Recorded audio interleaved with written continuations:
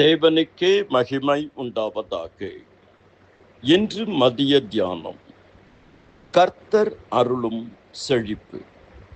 அதாவது எழுப்புதலை பெற்றுக்கொள்வது எப்படி? வேத பாடம் 2 நாளாகமம் 7வது அதிகாரம் 14 முதல் 18. 2 நாளாகமம் 7:14 சொல்லுகிறது, என் நாமம் தரிக்கப்பட்ட என் ஜனங்கள் தங்களை தாழ்த்தி ஜபம் பண்ணி என் முகத்தை தேடி தங்கள் பொல்லாத வழிகளை விட்டு திரும்பினார், அப்பொழுது பரலோகத்தில் இருக்கிற நான் கேட்டு அவர்கள் பாவத்தை மன்னித்து அவர்கள் தேசத்துக்கு சேமத்தை கொடுப்பேன். கர்த்தருக்குள் அருமையான தேவ ஜனமே, வேதம் இவ்வாறு சொல்லுகிறது, என் நாமம் தரிக்கப்பட்ட என் ஜனங்கள். இந்த ஒரு வசனத்தில் 7 காரியங்கள் இருக்கும், 4 நிபந்தனைகள், 3 ஆசீர்வாதங்கள். வேதத்திலே தங்க வசனம் என்று சொல்லி 2 வசனங்களை சொல்லுவார்கள். அதில் ஒன்று 2 நாளாகமம் 7:14 பழைய ஏற்பாட்டிலே. புதிய ஏற்பாட்டிலே யோவான் 3:16, தேவன் தம்முடைய ஒரே பேரான குமாரனை விசுவாசிக்கிறவன் எவனோ அவன் கெட்டு போகாமல் நித்திய ஜீவனை அடையும்படிக்கு அவரை தந்தருளி இவ்வளவாய் உலகத்தில் அன்பு கூர்ந்தார்.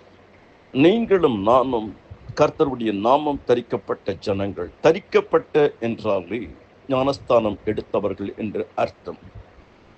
நீங்கள் ஞானஸ்தானம் பெற்ற அனைவரும் இயேசு கிறிஸ்துவை தரித்து கொண்டீர்களே என்று வேதம் சொல்லுகிறது. கர்த்தர் செங்கடல் வழியாக பழைய ஏற்பாட்டில் தம்முடைய ஜனங்கள் எல்லாருக்குமே ஞானஸ்தானம் கொடுத்திருக்கிறார். இப்படி ஞானஸ்தானம் பெற்ற இயேசுவின் இரத்தத்தினால் கழுவப்பட்ட, பிரித்தெடுக்கப்பட்ட, மீட்கப்பட்ட என் ஜனங்கள் 4 காரியங்கள் காணப்பட வேண்டும். முதலாவது தாழ்மை. தாழ்மை என்பது தேவன் எதிர்பார்க்கிற தாழ்மை, விரும்புகிற தாழ்மை, சிநேகிக்கிற தாழ்மை. ஜபம்.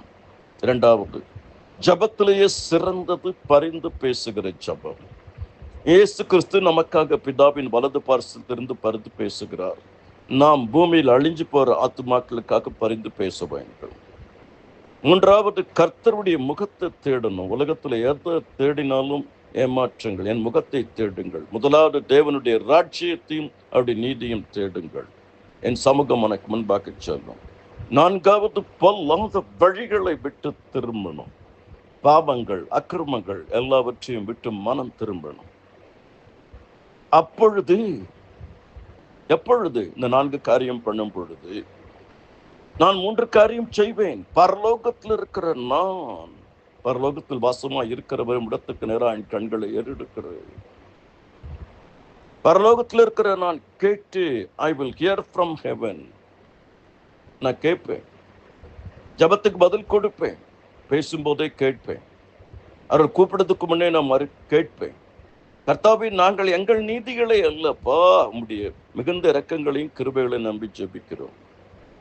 2வது, நான் பாவத்தை மன்னிப்பேன். பொல்லாத வழிகளை விட்டு நீங்க திரும்பி இருக்கிறீங்களா, அதை நான் பார்த்து மன்னிப்பேன். தன் பாவங்களை மறைக்கிறவன் வாழ்வடைய மாட்டான், அறிக்கை செய்து விட்டு விடுகிறவன் இரக்கம் பெறுவான். நாம் நம்முடைய பாவங்களை அறிக்கையிட்டால் எல்லா பாவத்தையும் மன்னித்து அவர் நம்மை சுத்திகரிப்பதற்கு உண்மை நீதி உள்ளவருமா இருக்க. 3வது, நான் தேசத்துக்கு சேமத்தை கொடுப்பேன். தேசம் என்றால் தனிப்பட்ட வாழ்க்கை, குடும்ப வாழ்க்கை, சபை வாழ்க்கை, சமுதாய வாழ்க்கை. நான் தேசத்துக்கு ஒரு எழுப்புதலை கொடுப்பேன்.